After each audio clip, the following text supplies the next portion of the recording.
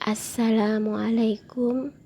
Selamat datang kembali di channel saya, Ira Dialisa Part 3. Perjalanan yang lumayan jauh dengan kondisiku yang melemah, keluarga tidak mengizinkanku diantar pakai motor. Akhirnya kami mencari rental mobil.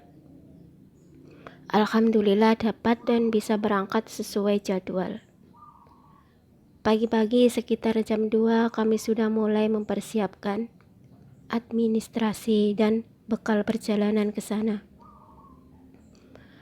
Alhamdulillah diberi kelancaran dalam perjalanan. Sekitar jam 4-an sudah nyampe di rumah sakit.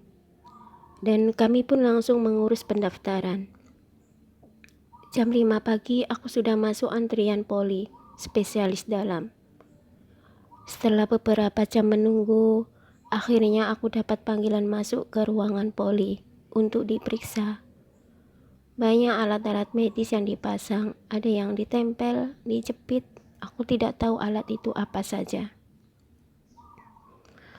Setelah pemeriksaan selesai dan hasilnya, pada 11 Juli 2018 jam 10 pagi, aku dinyatakan gagal ginjal oleh dokter spesialis dalam.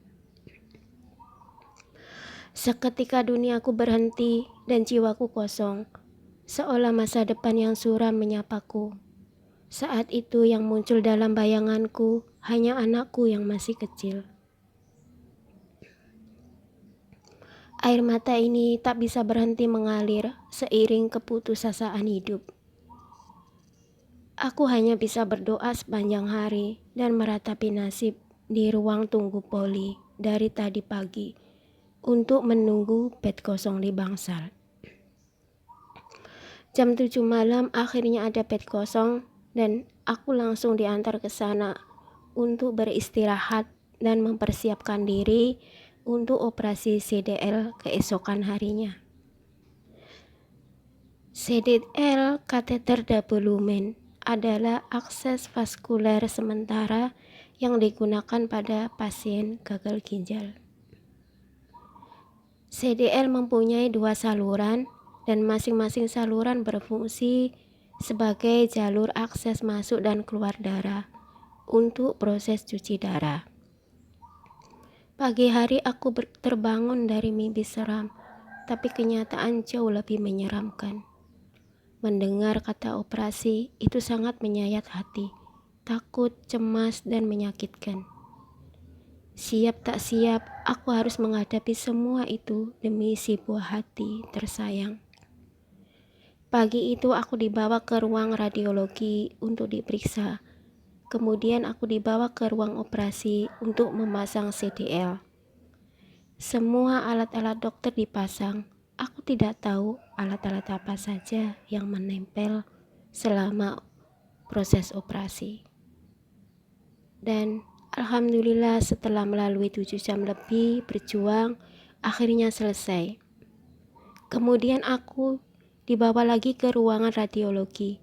Setelah itu aku dibawa ke ruangan cuci darah, HD, hemodialisa. 12 Juli 2018 jam 5 sore adalah pengalaman cuci darah pertamaku. Aku melihat suami, saudara-saudaraku, dan teman bersedih di luar ruangan HD. Mungkin mereka melihatku sangat menderita. Dan iya, mereka benar, aku kesakitan di sini. Yang aku rasakan saat itu semua terasa sakit, tidak bisa diungkapkan dengan kata-kata.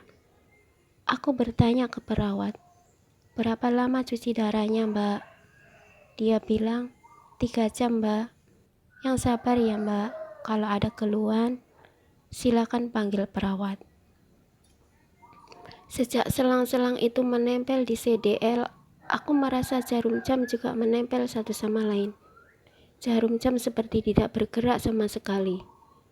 Dan selama cuci darah, aku berserah diri pada Allah. Aku memejamkan mata dan berdoa dalam hati sebisaku. Ya Allah, ya Tuhanku, Tuhan Maha Pengasih lagi Maha Penyayang. Bukannya hamba ingin menolak cobaan ini, tapi sakit yang Engkau titipkan sudah di luar kemampuan raga ini. Ya Allah, izinkanlah hamba melihat keturunanku tumbuh sukses, agar hati ini ikhlas ketika Engkau menjemputku nanti. Jika Engkau memiskinkan aku, setidaknya keturunanku nanti sukses dalam kehidupan yang mereka jalani. Jika Engkau memberi cobaan penyakit ini, setidaknya keturunanku sehat di dunia ini. Ya Allah, kuatkanlah hati ini di tengah keputusasaan yang membelenggu. Walaupun perjuanganku terganjal-ginjal, insya Allah aku berusaha ikhlas menjalaninya. Amin. Terima kasih Tuhan. Sesekali aku melihat keluar ruangan, saudara-saudaraku yang menjagaku pun sedih sampai meneteskan air mata. Jam 8 malam proses cuci darah selesai.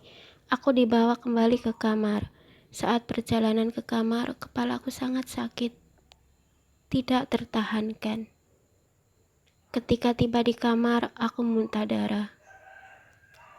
Keesokan harinya anakku dibawa ke rumah sakit untuk menemuiku. Meski dia masih kecil, tapi sudah berusaha merawatku.